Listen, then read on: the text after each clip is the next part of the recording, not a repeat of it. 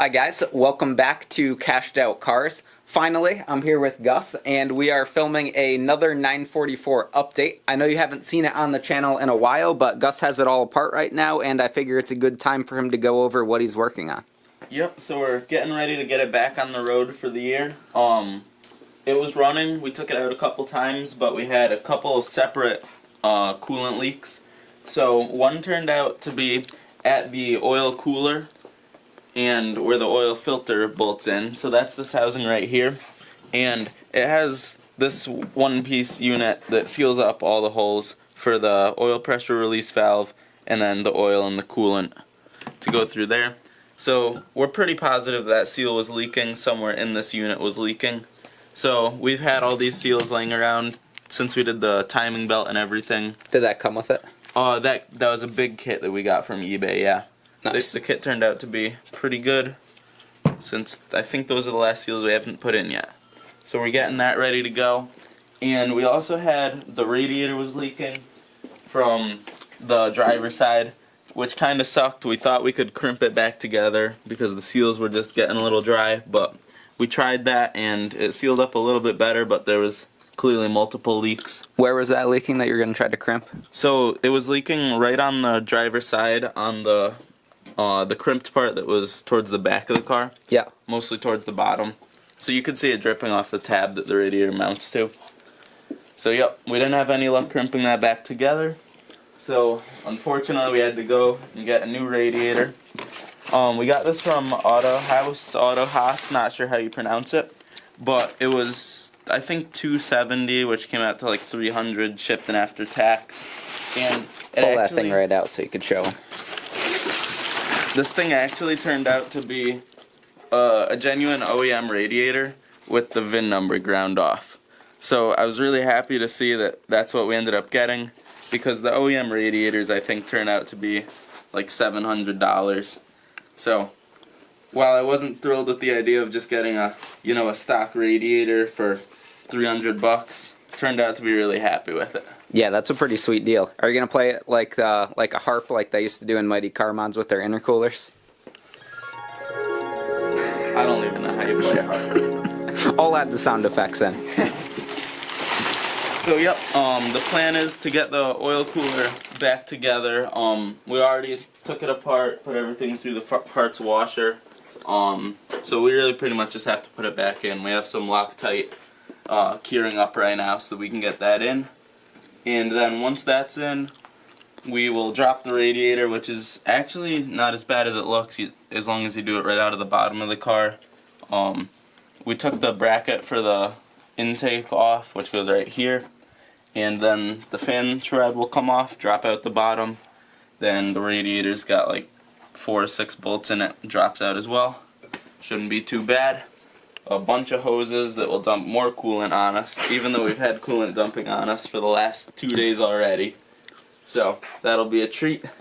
And then with any luck, that one we got will be a direct fit, because that's pretty much the reason I didn't go with a cheap aluminum one, was all the Chinese ones seem to have a ton of fitment issues and just didn't really want to deal with that. Yeah, that's what a lot of people are saying with the Miata ones too. They said fitment issues, and they also said the cheap TIG welds that the people do on those cracks, so that was probably a better option. Yep. And this is the original radiator in there, I'm pretty sure. So hopefully we get this one in, and that'll be it for the radiator for the car for its lifetime. Nice. Any other big plans with this thing coming up, or maintenance and then drive it for the year? Yeah, I got a big plan later. Once I get all this done, I want to put some water on it, like wash it or something. Yeah. Because it has a bunch of, I don't know, some pollen. I thought that was new paint, all that yellow all over the whole thing. Yeah, I was going for like a glitter effect, but it didn't really work. Yeah. So, yeah, I might put it through some water. Probably get some stuff out of the hose or the sky. Yeah. Yeah, I'd probably save the glitter effects for the hairdresser's cars like the one that I own. Yeah. But other than that, not too many plans. It was running great towards the end of last year. It ran great when we started up now. One of the interesting parts was that this thing... tell them about your misfire issue, if that's... Oh, yes. That's a good one. So, this thing, I forgot about that. We did have a misfire when we started it up for the year. And these are, off of the distributor cap, you have these plugs which go to your spark plugs. And I'll zoom in so I could try to show the part that actually broke. yeah, if you can get a photo, oh, there you go. So that silver metal part in there is what actually clips onto the distributor cap. And I was having a misfire, so I pulled all those, obviously. And see if I can get this thing to clip back in. Worry about that another time. Those things are really hard, actually. So I was having an issue with that, and it turned out one of those connectors in there was completely corroded. You could tell, like, when copper gets bluish green that it's done. So I popped one off, and I saw that, and it was just that turned to dust in there. It pretty much disintegrated. So my dad was lucky enough to find one of these cables. It was just, it's an actual cable off a 944, an early model. So we plugged that right in to the new spark plug, or to the old spark plug, and no luck. And I was blown away because the cable didn't even look like it could possibly conduct anything. But it didn't do anything at all. So just figured we'd throw in a new set of spark plugs because we had them, and turned out to be great. So can't believe that's all it was, especially because the cable looked like it'd been through a war. But it's going good now. As for other plans, I might want to try to tune the suspension because we put it in like 2 or 3 years ago at this point. Oh, is this adjustable suspension? It is adjustable, and we've never touched it. We put it in the middle setting and went with it. So that might be something we could do for fun, but nothing too pertinent. I don't even know if we'll really feel it too much. Huh. I always thought this was just one setting suspension. Yeah, it's got adjusters right at the top of the towers there, and comes with a fancy little plastic tool you can put on it. I just want this thing to clip in. This is bugging me. Can he do it? There we go. That was easy. Alright, so that's probably it for this update, right? Yeah, I think that's it. Pretty much trying to get it on the road and then maybe touch up some aesthetics down the line. I have a little rocker rust on the driver's side. Yep. That's been growing really slowly, so not too concerned about it, but it'd be good to fix up. Still have the dent on the passenger side, rear quarter panel. That was going to be the first thing I fixed, and here we are 3 years later, still there.